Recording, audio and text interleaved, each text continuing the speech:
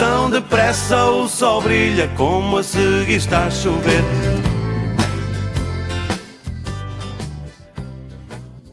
Boa tarde a todos, o meu nome é Beatriz Duarte, sou psicóloga e coordenadora local do voluntariado da Juventude Cruz Vermelha de São João da Madeira. Estamos aqui para dar início a um podcast ligado com a saúde mental entre os jovens e adolescentes. O nome deste podcast vai ser Tão Depressa o Sol Brilha como a seguir está a chover. E ao longo destes episódios vocês vão perceber a pertinência deste título adaptado a este tema. Então, o primeiro arranque terá a ver com aquele que é o tema primordial, o que é ou não é, afinal, a saúde mental. Para abordarmos este tema, teremos connosco Mariana Amorim, psicóloga clínica e da saúde, com formação em psicodramatista. Tem também uma larga experiência de trabalho artístico com jovens. Para acompanhá-la, teremos a Laura Araújo, que faz parte do Teatro da APROJ, aqui de São João da Madeira, um grupo desenvolvido em conjunto também com uma psicóloga que é a Bárbara Pessoa, que também é voluntária da nossa Juventude da Cruz Vermelha, e vamos aqui ter um bom momento de conversa à volta deste tema. Então, boa tarde às duas, Mariana, Laura. Boa tarde. Está tudo bem convosco? Sim. Sim, senhora. Então vamos passar aqui diretamente a palavra à Mariana. Eu adorava driblar já direto a palavra para a Laura. Porque o que é saúde mental? Eu acho que hoje em dia temos muita conversa sobre saúde mental, o que em certa medida é bom, porque efetivamente este tema veio para cima da mesa e é o lado invisível da saúde, porque quer dizer, nós partimos a perna, vamos fazer um raio-x para perceber o que se passou. Efetivamente, quando há um problema de saúde mental, esse problema, de certa forma, embora existam manifestações comportamentais, coisas que também se veem, não há um raio-x comprovativo disso. Então, como há uma comunicação muito grande sobre saúde mental hoje em dia, eu acho que passam ideias corretas, que levam as pessoas a pedir ajuda mais cedo, por exemplo, a recorrer muito mais ao apoio psicológico, mas também passam algumas ideias distorcidas do que é saúde mental. E é um conceito muito amplo. Se calhar a minha saúde mental não é a tua saúde mental. Há questões gerais, mas cada um, para a promoção da sua saúde mental, se calhar vai precisar de fazer coisas diferentes. É como então, o próprio bem-estar, não é? Acaba por ser muito diferente de pessoa para pessoa. Tal e qual. E essa é uma das definições de saúde mental, bem-estar. Mas o que é isto para cada um? Então, eu adorava, se a Laura assim estiver disponível, que ela nos desse a sua própria definição, qual é que ela acha que é a definição da geração dela.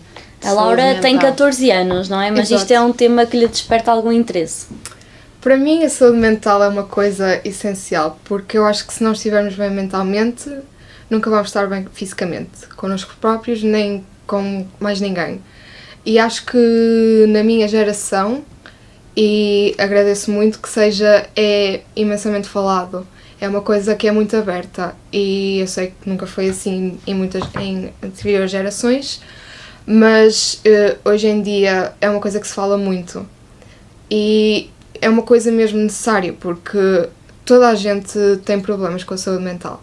Podem não achar, mas toda a gente sofre de problemas, toda a gente tem as suas pequenas vozes na cabeça. E eu acho que é uma coisa tão essencial como tratar da saúde mental, como tratar da saúde psicológica.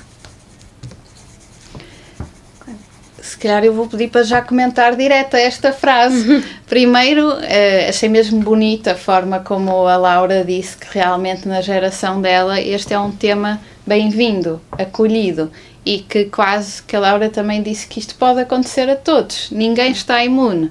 E esta é uma mensagem super importante, que as pessoas às vezes acham que é uma questão de força. Se eu tenho força mental, eu nunca vou ter um problema de saúde mental. Eu acho que é daquele tipo de coisas que as pessoas não se devem arriscar a dizer. Claro que às vezes partimos de condições diferentes. Uma condição diferente socioeconómica, por exemplo, pode introduzir logo aqui uma variável para que existam mais ou menos riscos em termos de saúde mental. A importância do contexto, não é? Onde nos inserimos, das nossas experiências. A importância do contexto, mas há fatores internos e externos aqui a interferir. Outra questão muito interessante é que, a Laura dizia e bem, toda a gente tem problemas. Com esta parte eu concordo. Só não concordo com a parte de toda a gente tem problemas de saúde mental. Toda a gente poderá vir a ter problemas de saúde mental, mas as pessoas não têm sempre problemas de saúde mental. E esta é uma questão que eu acho fundamental distinguir. Às vezes pode haver uma confusão com as emoções, não é? Exato. Estarmos tristes não é um problema de saúde mental. Termos medo não é um problema de saúde mental. Tão depressa o sol brilha, como a seguir está a chover, não é um problema de saúde mental. Quando é que é um problema de saúde mental, efetivamente? Aqui temos um conceito-chave muito grande, que apesar de ser algo amplo, faz aqui muita diferença também para nós percebermos o que é problema de saúde mental, que se chama funcionalidade. O que é isto? Quando alguma coisa perturba a minha forma de funcionar de forma consistente, vários dias seguidos, aí nós temos um problema de saúde mental. Tristeza pontual, adequada, justificada, é saúde mental. Eu estou a reagir. É saudável. Quando não há reação emocional, é que temos um problema. Mas se eu estiver triste, semanas a fio, sem conseguir alterar esse estado, aí já podemos ter um problema de saúde mental. Ou sem conseguir estudar, por exemplo, não é? Cumprir os objetivos na escola, se calhar devemos dar um bocadinho mais de atenção. Aí a questão da funcionalidade. Quando eu conseguia estudar e deixo de conseguir estudar, quando eu adorava ir para uma atividade extracurricular e parece que aquilo não me dá nada, não me desperta interesse de forma consistente, aí podemos ter um problema de saúde mental, efetivamente. Esta questão que a Laura falou das vozes na cabeça, esta frase ecoou de alguma forma em ti? Esta frase das vozes na cabeça é uma questão muito interessante até da própria adolescência, que é, efetivamente, todos nós temos uma coisa que se chama discurso interno, que é, nós podemos estar caladinhos, mas cá dentro há um grilinho falante, que nos vai dando muitas mensagens sobre nós, sobre o mundo, sobre os outros. E na adolescência entra aqui um outro conceito que é muito interessante, que é o plateia imaginária. O que é isto da plateia imaginária? Eu tenho sempre toda uma audiência no meu plano mental. Enquanto uma criança em fases iniciais do desenvolvimento é de forma mais solta, quase sem pensar no impacto que as suas ações vão ter nos outros, na adolescência entra este tema de plateia imaginária. Mas mais do que esta plateia imaginária, as vozes na cabeça também é muito isto do discurso interno. Mas este discurso interno é feito de quê? Mais uma vez, da plateia imaginária. Coisas que eu imagino que os meus amigos possam dizer, coisas que eu imagino que os meus pais possam dizer, às vezes coisas que os meus pais me disseram, que eu já nem me lembro, mas que ficaram de certa forma ali dentro. E estas vozes imaginárias podem se tornar um verdadeiro assalto à pessoa, se a pessoa sobretudo acreditar que tudo o que pensa é verdade. O nosso pensamento é a nossa capacidade de imaginação a funcionar. Nós pensamos em muita coisa verdadeira, mas também estamos ali num exercício criativo, a experimentar o mundo. Mas se essas vozes efetivamente se centram num discurso que é muito castrador de nós mesmos, que parece que está ali sempre em julgamento, a dizer que tu não és suficiente, tu não és capaz, isso pode diminuir toda a capacidade de alguém ser e estar. Ok.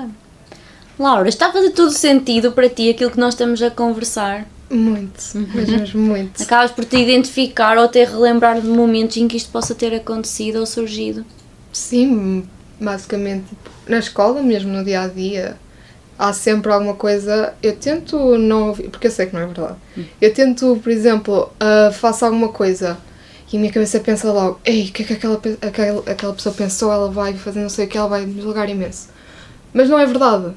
E eu lembro-me que toda a gente pensa assim, e que é normal, mas se eu estou a fazer o que é correto, devo continuar a fazer. E não me deixar levar por essas vozes, entre aspas. Ok. É um jogo de cintura difícil às vezes, não é? Para os adultos, ainda para mais para os adolescentes, que muitas vezes temos aqui a questão da identidade. Não sei se terias pensado sobre isto, Mariana, falar-me um bocadinho sobre a construção da identidade. A construção da identidade tem uma tónica fortíssima na adolescência, mas é algo que eu gostaria de realçar que acontece toda a vida. Transversal. Na adolescência, digamos que é o primeiro embate deste desafio, porque enquanto somos mais pequeninos, Nós somos os filhos dos nossos pais.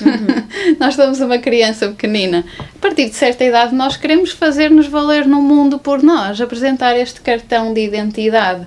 E é quase. Nós temos capacidade de apresentar este cartão de identidade da forma mais autêntica e espontânea possível, vai ser um bom prognóstico para a nossa saúde mental.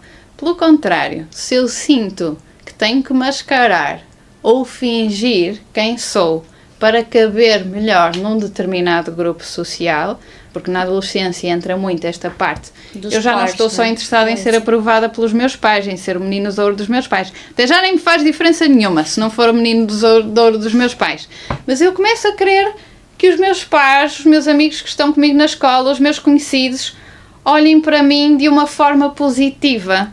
E às vezes eu sou capaz de fazê-lo sendo justamente quem sou. Às vezes não, porque acho que ser de determinada forma ia ser mais bem visto. Isso muitas vezes obriga a pessoa a reprimir, a esconder partes de si. E esta supressão pode causar uma enorme dor emocional, uma enorme cisão e esta falta de compreensão de quem sou eu neste mundo. Sou marionete, sou protagonista e é um dos grandes desafios da adolescência. Quanto é que eu posso ser autenticamente para sobreviver? Porque isto até tem uma base biológica. Todos nós, no início da nossa espécie, tínhamos mais hipóteses de sobrevivência se estivéssemos em grupo. Isto continua a ser assim. É muito mais fácil ir longe estando num grupo do que estando sozinho. A experiência de isolamento traz um impacto muito forte ao nível da saúde mental. Nós precisamos de uma comunidade. Nós precisamos, para a nossa saúde mental, é um dos critérios fundamentais, de nos sentirmos amados, de nos sentirmos vistos, de nos sentirmos considerados. Então, claro, nós vamos procurar o aplauso dos outros, mas às vezes procuramos esse aplauso dos outros com o sacrifício de quem somos. Porque andamos a experimentar modelos também. O que pode parecer, por um lado, tem o lado positivo de parecer que há uma liberdade, mas pode ser uma liberdade assustadora e desafiante de muitos confrontos e tentativas de erro e tudo mais, não é? Na semana passada, uma coisa que me surpreendeu, que em conversa com a minha tia, ela trabalha com um grupo de jovens, ela disse-me que com muita naturalidade muitas crianças referem que não têm amigos. Assim como se fosse uma coisa até relativamente banal. E agora que estavas a falar da questão do isolamento, me lembrei-me de vos perguntar isto. Qual é que vocês acham que é a importância da amizade, o papel que a amizade tem ou impacta naquilo que é a saúde mental ou o bem-estar dos próprios adolescentes?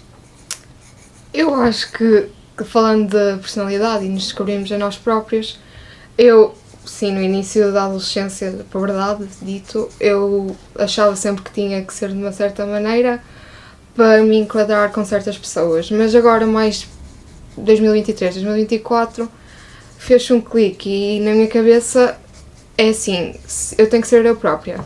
E se as pessoas gostarem de mim, eu sei que vão ser minhas amigas verdadeiras.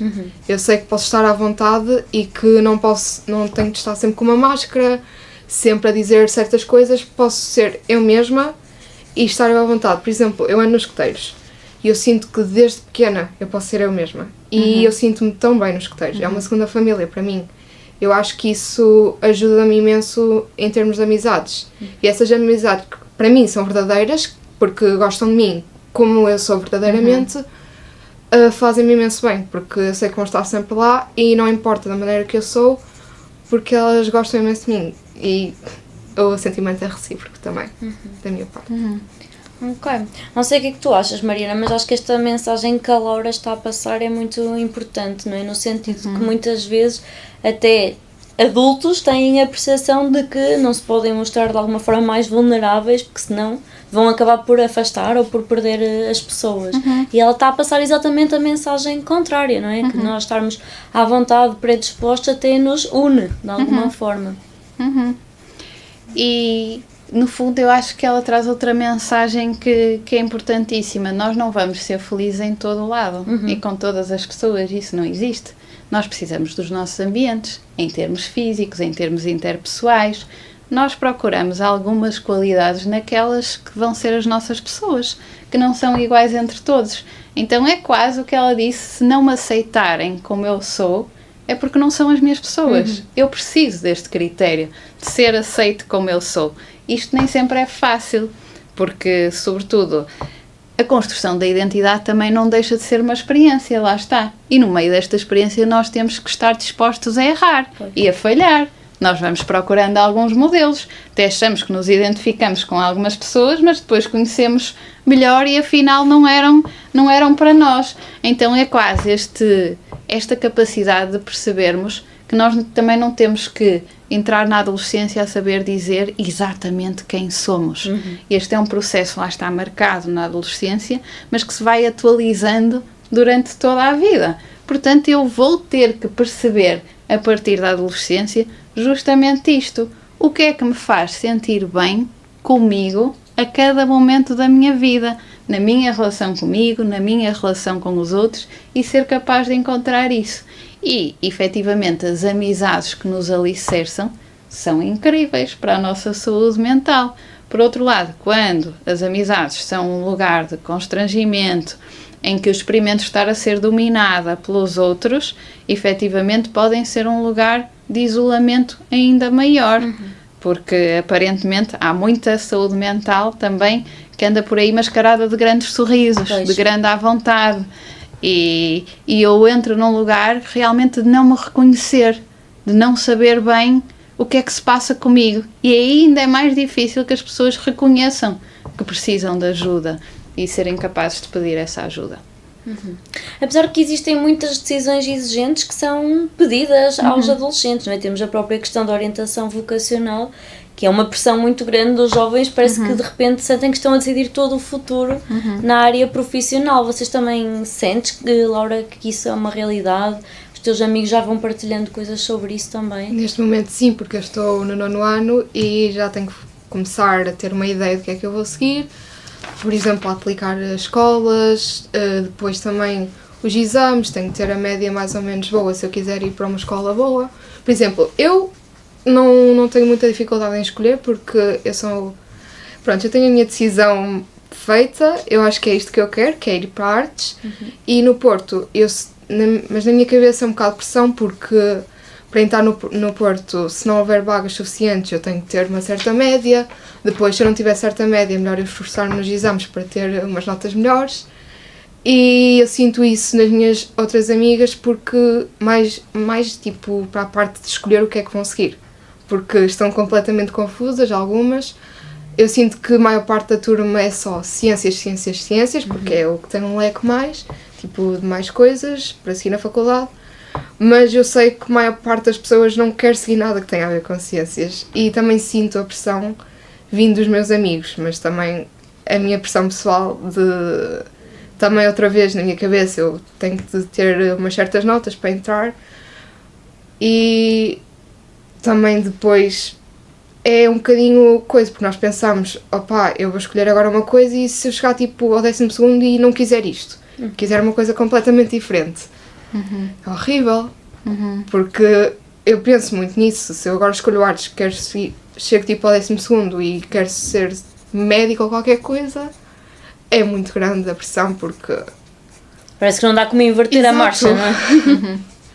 Ok, sim senhor. Mariana, tens alguma dica neste sentido, como reduzir aqui a pressão dos jovens neste sentido? É uma grande pressão e ainda há uns dias estava a dizer numa consulta precisamente que não há nada tão adulto como fazer escolhas.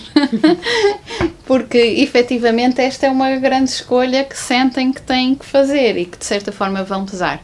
Neste caso é mesmo criar esta liberdade para inverter a marcha, não é? Nós vamos fazendo escolhas ao longo do percurso, designadamente a área que nós queremos seguir, que entendemos que nos condicionam de alguma maneira, porque já vão ali, pronto, se eu escolho esta área, depois só tenho estas escolhas para curso no futuro e por aí fora, mas a questão é que cada vez mais hoje em dia, até me apercebo pelos diversos jovens com quem contacto, um curso superior não é necessariamente o percurso de vida linear daquela pessoa. Um curso superior pode-me dar muita bagagem, mas eu depois posso criar imensa coisa que não está imediatamente relacionada com aquele curso. então é encarar isto como uma experiência que eu vou ter na vida e que me vai dar alguma coisa, quer seja aquilo que eu quero fazer daqui para a frente, quer eu tenha que inverter a rota. Claro que é também um investimento, porque quando uma pessoa faz um curso, não está a fazer uma coisa que não requer investimento. Investimento de tempo pessoal, investimento de dinheiro, investimento de esforço, mas é muito encarar isto desta maneira. Com cada escolha que nós fazemos na vida, evidentemente nós ganhamos e perdemos coisas. Vamos tentar sempre ganhar o melhor possível. E de certeza que no momento em que tu tiveres que fazer a escolha, vais fazer a melhor escolha de acordo com quem és naquele momento. Mas quem és naquele momento da escolha pode não ser quem tu vais ser daqui a 2 anos. Se não fores, que tenhas a coragem de dizer não é por aqui, vamos experimentar outra coisa diferente. E que o teu ambiente também te suporte neste sentido. É muito importante sentirem essa retaguarda, não é? Quase que um airbag que funciona, não é? Porque não há nada pior do que as pessoas manterem a sua escolha a longo prazo só porque foi a primeira que fizeram, não é? Ok, sim senhor. Outra coisa, vocês sentem, agora retomando aqui a questão das vozes, que a voz dos jovens é uma coisa tida em conta na sociedade atual, que existe cada vez mais, ou diz que se ouve e depois não se faz nada com isso, como é que é? E, por acaso, essa questão interessa-me muito, porque às vezes eu acho que nós achamos que sabemos muito bem, lá está, eu ainda trouxe as coisas que vou ouvindo dos jovens, qual é a voz dos jovens. E eu acho que nós não sabemos, até nos sentarmos em frente a um e nos dispormos a ouvir verdadeiramente. Ou seja, tem que haver sempre esta disponibilidade de escuta. Por exemplo, uma das coisas que mais me preocupa a mim atualmente, observando de fora, é a romantização da saúde mental. Até aqui em paralelo com este tema do que é e o que não é saúde mental. O que é que eu chamo de romantização da saúde mental? De repente parece que é moda. Eu dizer que tenho uma POC, que eu tenho um PHDA, que eu tenho ansiedade, como se ter uma perturbação de saúde mental de repente me tornasse mais cool, mais in, mais o meu bilhete de identidade, a coisa que faz de mim alguém interessante. Isto é uma percepção que eu tenho olhando de fora. E se calhar a Laura sentada aqui ao lado diz isso não é nada assim, não acho que isso esteja a acontecer. Eu por acaso concordo imenso. Eu sinto que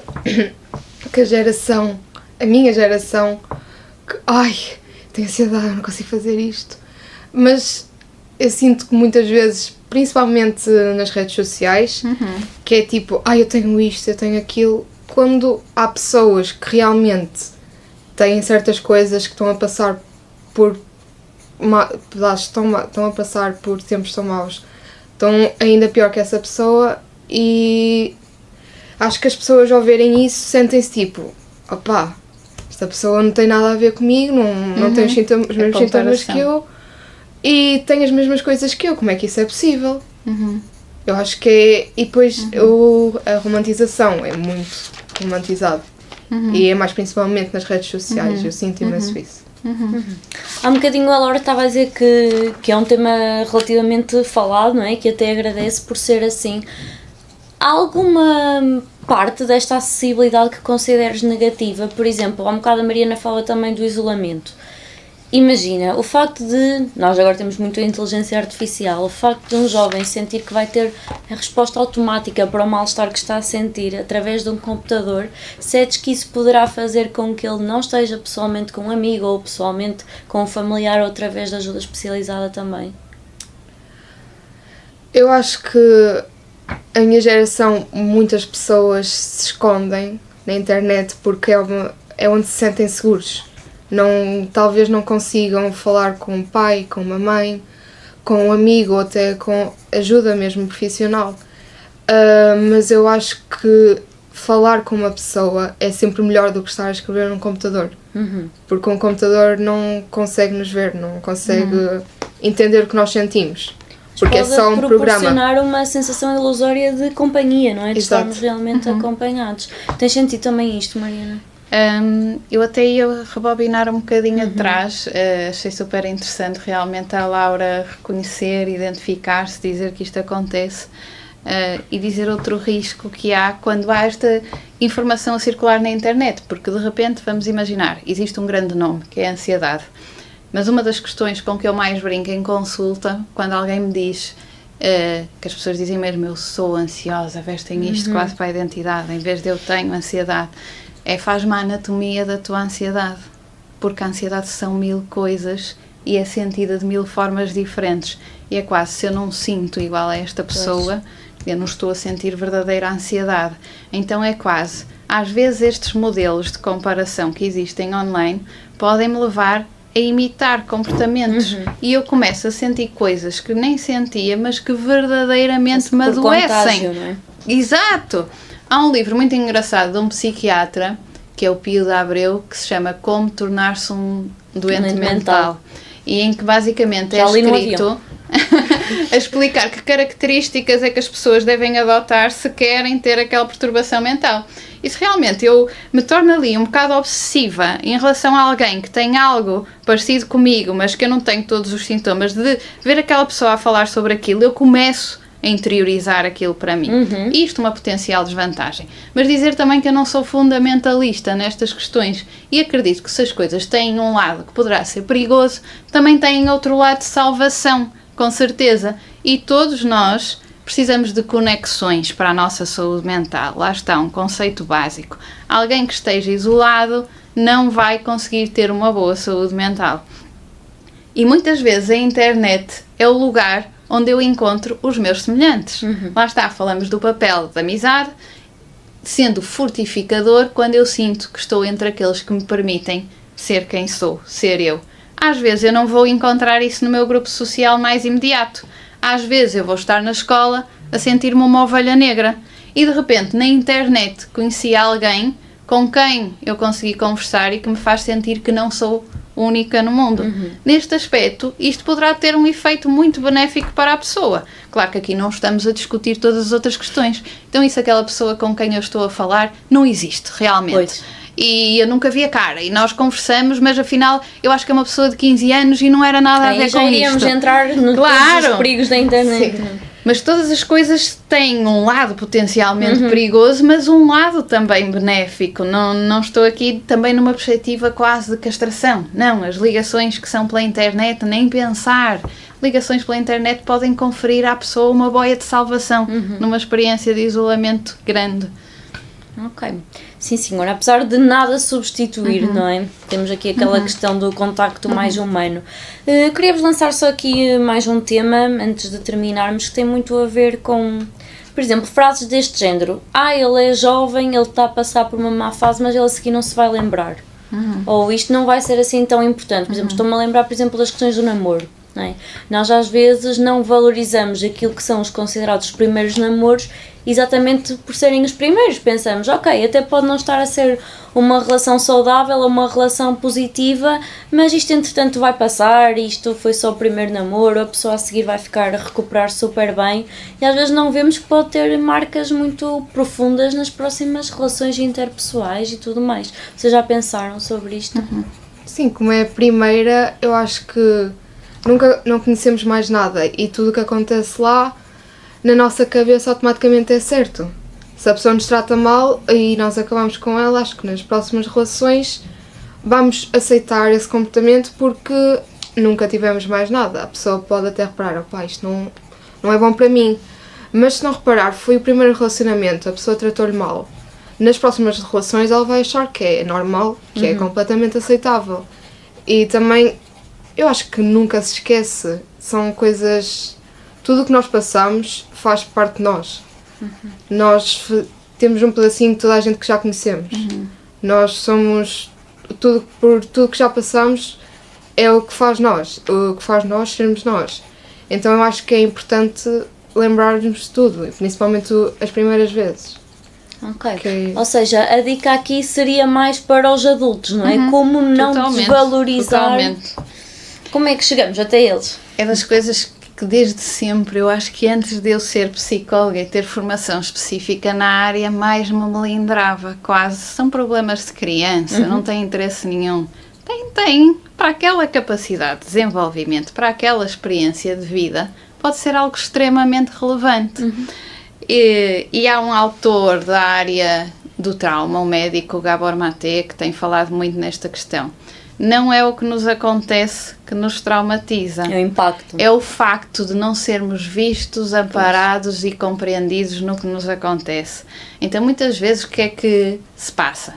A maior parte das pessoas quer genuinamente, da forma que pode, da forma que consegue, designadamente os adultos, aliviar o sofrimento, eliminar o sofrimento. E então é quase, não fales mais sobre isso que passa. Quanto mais tu estiveres a falar, mais lembras. Com Isso boas não passa. intenções, não Com é? boas intenções. Mas saúde mental é efetivamente este lugar de expressão. Eu saber que sou visto, eu saber que sou considerado e eu poder integrar as minhas experiências. Porque efetivamente só falando sobre elas é que eu vou integrar o que eu vivi. O que eu vivi não se vai apagar, com certeza. Eu posso me lembrar menos vezes, mas inconscientemente isso vai lá ficar. Em padrões de relacionamento, no que eu escolho para futuras relações, no que eu evito para futuras relações. E se eu não estiver a falar sobre isso, eu poderei levar isto tudo de uma forma embaciada, não suficientemente límpida. Então, das coisas que mais potencia a saúde mental de qualquer jovem é também que não lhe anulem esta necessidade de expressão. Porque vamos imaginar, muitas vezes as pessoas podem realmente achar que estão num lugar de maturidade e que aquilo são só asneiras. Mas às vezes nós precisamos dizer muitas asneiras, pôr o caos em cima da mesa, para então depois criar ordem. É quase, quando nós estamos muito emocionados, nós precisamos de soltar aquele caos todo, primeiro, para depois, o que é que eu estava a fazer? O que é isto que está à minha frente? Mas nós precisamos de permitir isto. É uma dica importante logo, para os adultos, em vez de parar. Porque no fundo uma criança ou um jovem que não se sinta acolhido por aquilo que são as pessoas mais próximas dele pode causar muita desconfiança generalizada no futuro em relação a todas as outras pessoas, não é? Vocês têm assim mais alguma coisa que queiram acrescentar? Eu entretanto ia-vos pedir uma breve definição sobre saúde mental. Fazer assim 2 ou 3 palavras. Não sei se a Mariana quer trazer mais algum tema. Acho que cobri assim as grandes questões que eu queria trazer, dizer efetivamente que saúde mental é um estado de bem-estar global na minha relação comigo, na minha relação com os outros, mas que não significa ausência de problemas, significa antes uma capacidade de ir lidando com a adversidade.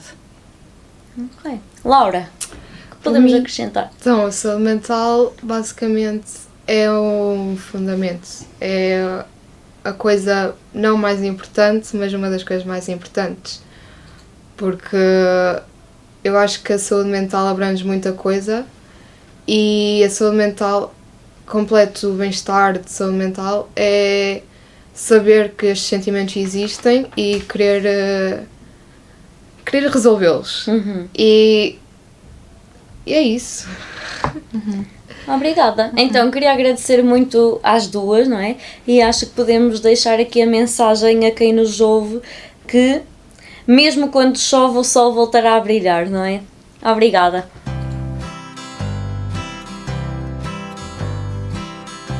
Tão depressa o sol brilha como a seguir está a chover.